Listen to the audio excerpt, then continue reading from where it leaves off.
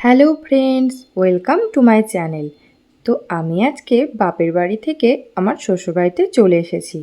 তো এসেই দেখলাম, এই যে দেখতেই পাচ্ছ তোমরা, আমি যেটা দেখলাম, আমার গাছগুলোর অবস্থা একেবারে শোচনীয় হয়ে পড়েছে। ওকে বলেছিলাম একটু জল দিতে, কিন্তু ও মনে হয় ভুলে গেছে। তো দেখে আমার তো মাথায় হাত, যে এত কষ্ট করে গাছগুলোকে আমি একটু ঠিকঠাক করেছি, দু একটা ফুল ফুটছিল, এর মধ্যে এরকম। তো এসেই আমি একদম মানে হাত পা ধুলাম, তারপরে একদম গাছে জল দিতে চলে গেলাম। তো গাছে জল টল দিলাম, দিয়ে একটু বসে নিয়ে আমি রান্নাঘরে চলে এলাম। দিয়ে আগে ভাতটা বসিয়ে দিলাম, যেহেতু একটু দেরি হয়ে গেছে। তারপরে আজকে ডিমের ঝোল করব, তাই ডিমটা সেদ্ধ হতে বসিয়ে দিলাম।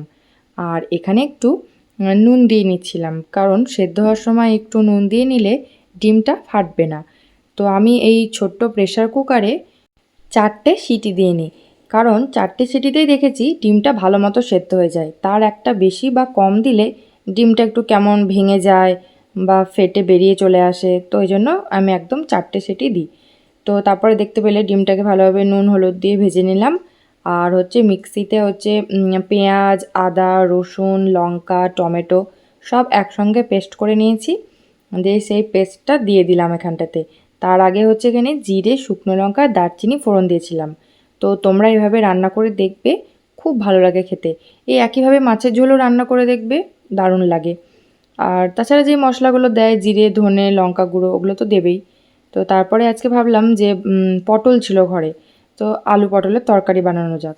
তো সেই জন্য এখন আলুটাকে ডুমো ডুমো করে কেটে নিয়েছি, তো এখন একটু ভেজে নিচ্ছি। আর পটলটাকে একটু নুন হলুদ দিয়ে ভেজে নিচ্ছি। একটু ভালো করে না ভাজলে কেমন একটা কাঁচা কাঁচা লাগে। ডাইরেক্ট অনেকে তরকারিতে দিয়ে দেয়, আমার ওটা ভালো লাগে না। একটু আগে থেকে ভেজে কষিয়ে নিয়ে তারপরে রান্না করতে বেশি ভালো লাগে। তারপরে দেখলাম যে একটু ভেন্ডিও আছে, তো বললাম যে চলো ভেন্ডিগুলো খারাপ হয়ে যাওয়ার আগে ভেন্ডিগুলো ভেজে নেওয়া যাক। তো সেই কাজগুলো করছিলাম, রান্নাবান্না করছিলাম। এক জায়গা থেকে এসে একটু তো অসুবিধা হচ্ছিল, কিন্তু কি করা যাবে, রান্না তো করতেই হবে। তো তারপরে একটু মন ভালো করার জন্য মাছেদের দেখিয়ে নিচ্ছিলাম। আর এই মানি প্ল্যান্ট গাছটা আমি ওই বাড়ি থেকে নিয়ে এসেছি। তো আমার কাছে এই মুহূর্তে কোনো কাঁচের গ্লাস বা বোল নেই, তো এই জন্য স্টিলের গ্লাসেই রেখে দিয়েছি।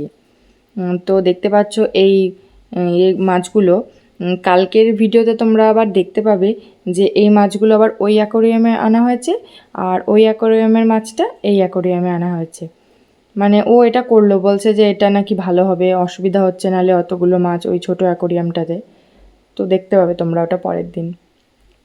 আর এখানে আমি ওই রান্নাগুলো দেখাচ্ছিলাম যে কি কি করলাম সেইগুলো একবার।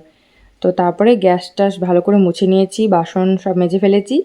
তারপরে এই করতে করতে দুপুরও হয়ে গেল, চান টান করে খাবার সাজিয়ে খেতে বসে পড়লাম।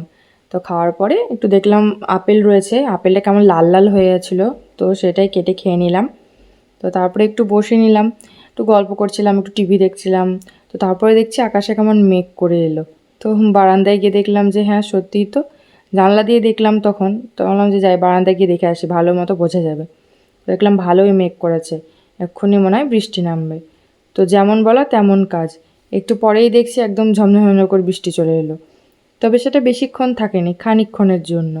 এই হচ্ছে, একবার মেঘ করছে বৃষ্টি হচ্ছে, কি আর করা যাবে। ওইভাবেই আমাদেরও মানিয়ে নিয়ে চলতে হচ্ছে। তো এখানে বৃষ্টি দেখছিলাম আর বসেছিলাম ডাইনিংয়ে। তো তারপরে সন্ধে হয়ে গেল। তো সবাইকে জানাচ্ছি শুভ সন্ধ্যা। তো আজকে তো বৃহস্পতিবার ছিল, এই জন্য একটু সুন্দর করে আলপনা দিয়ে নিলাম, মানে যতটা পারলাম ততটা। আর বাড়িতে ফল ছিল, তো ফল দিয়েই আজকে সুন্দরভাবে পুজোটা দেওয়ার চেষ্টা করলাম। তো আজকের ভিডিওটা আমার এই পর্যন্তই। জানি এই ভিডিওটা একটু ছোট হয়ে গেল, তো ঠিক আছে, নেক্সট ভিডিও চেষ্টা করবো আর একটু বড় করা। তো ঠিক আছে বন্ধুরা, বাই বাই, আবার নেক্সট ভিডিওতে দেখা হবে।